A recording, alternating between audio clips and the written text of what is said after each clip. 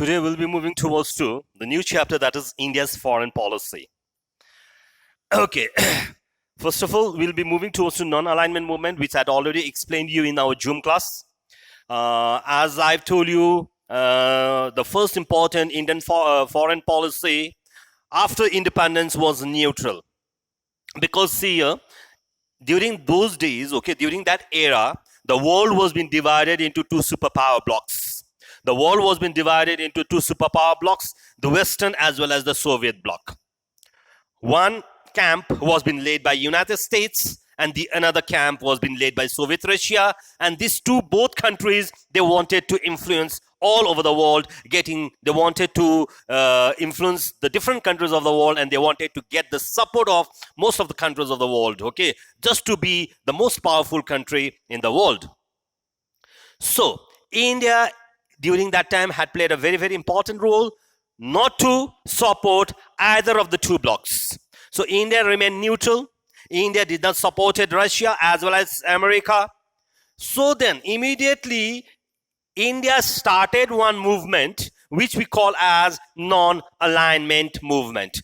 So you can clearly state that non-alignment movement is a largely product of India's effort due to the great initiative taken by the Indian Prime Minister during that time, the then Prime Minister Jawaharlal Nehru. Okay, on his great initiative, non-alignment movement was been started.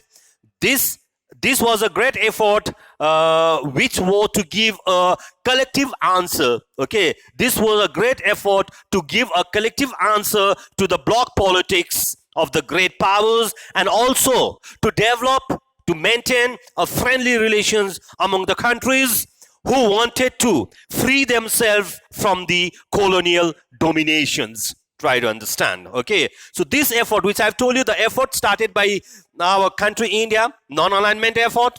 It was a great collective organized to give a great answer to the bloc politics of these two great powers, and also to develop a friendly relation with all the countries who are trying themselves to free from colonial domination.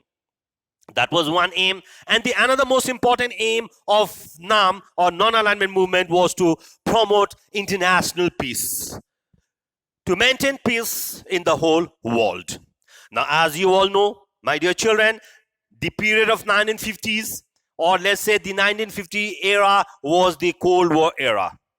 Okay, it was an era of not an actual fighting, it was an era of the ideological war. It was a war of ideology. Is it clear? Got it? It was during this time one of the most important military alliances were already formed in Asia, which is known as North Atlantic Treaty Organization, NATO, North Atlantic Treaty Organization. To give the counteract, Warsaw Pact was also being formed. These are all the military alliances. Okay. Now, in this situation, in this condition, in this time, in this type of atmosphere, India declared a policy of Panchashil. 5 principles. Panchashil means 5 principles. India as well as China, they declared the 5 principles, the aim of the 5 principles. So, the 5 principles of peaceful coexistence, which were known as Panchashil.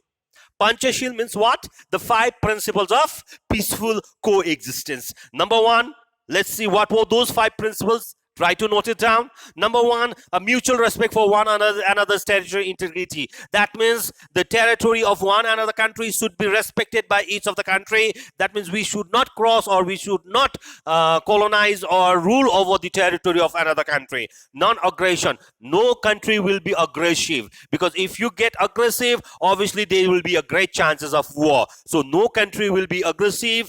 There will be no interference in the internal affairs of any other country. Like, for example, whatever is going on in India, if the internal problem of India will be solved by India, here China is not allowed to interfere in the internal affairs of India. Is it clear? Equality and mutual benefits. Whatever the benefits will be given, that has to be divided equally. Benefits should be granted. And final principle is peaceful coexistence, to live in a very, very peaceful atmosphere.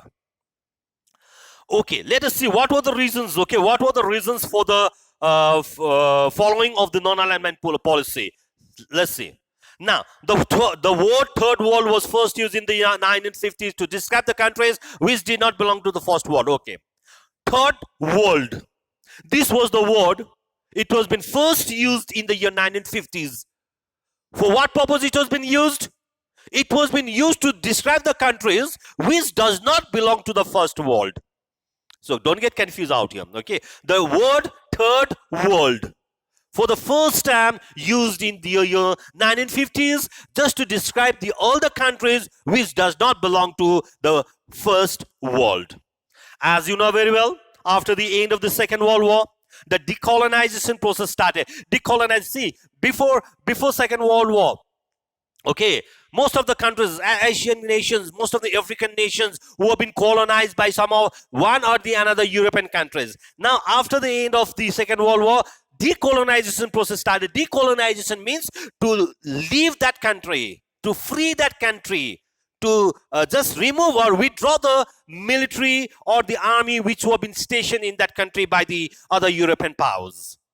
So the result, what happened? The powerful European countries started withdrawing. I've told you just now, decolonization process started means the European countries, they started withdrawing their forces from their colonies. Now they don't want to keep the colonies. Hope they might be getting pressure, international pressure. So they started withdrawing the forces from their colonies. Of course, but remember one thing. They withdrew the forces from the colonies, but not always willingly. Actually, they were not willing, they were not ready to withdraw the forces from their colonies. But hope so, they might be getting certain pressure, okay, from these two powerful countries. So that is the reason why they started withdrawing their forces. During the year 1950s and 60s, the European empire started breaking up, started fragmenting, it started breaking up, and a number of independent states started coming up in the number of independent states started coming in Asia, Africa, and Middle East. So, during this time, whichever country they got independent, they got free, they freed themselves from the control of the European empires. That countries were called the countries of Third World. These countries, the recently countries who have been free from the European empires, especially of Asia, of Africa, as well as of Middle East, these countries were collectively known as the Third World. Now, these countries the countries which recently got independent, they did not want it to involve in the struggle of Cold War. Now, I told you this was the period of Cold War. So these countries, the countries which got independent recently, the countries of Asia, the countries of Africa, the countries of Middle East, they were not at all interested to be involved in the struggle of Cold War, the war which was going between USA and Russia. These countries were opposed to both America and Soviet Russia. See, these countries, they protested against America as well as Soviet Russia. They opposed both these countries. So these were the countries who followed the policy of non-alignment. Now, non-alignment means to keep yourself aloof, or let's say to keep yourself away from the politics of the blocs. That means now they are not interested in the politics of these two blocs. Okay. These countries, non-alignment means the countries, some of the countries who wanted to be aware or who wanted to keep himself away from the politics of the blocs. They don't wanted to get involved in the politics of America as well as of Soviet Russia. Not only that, these countries were not also going to support either of the two power blocs blindly. They don't want to support the action of any superpower blindly. These countries would judge the action from the point of national justice. Actually, these countries formed a group of like-minded states. See, whichever these countries were there, their thinking was similar. Their objectives were same. Their aim was common. Okay, so that is what we call these countries were like-minded states.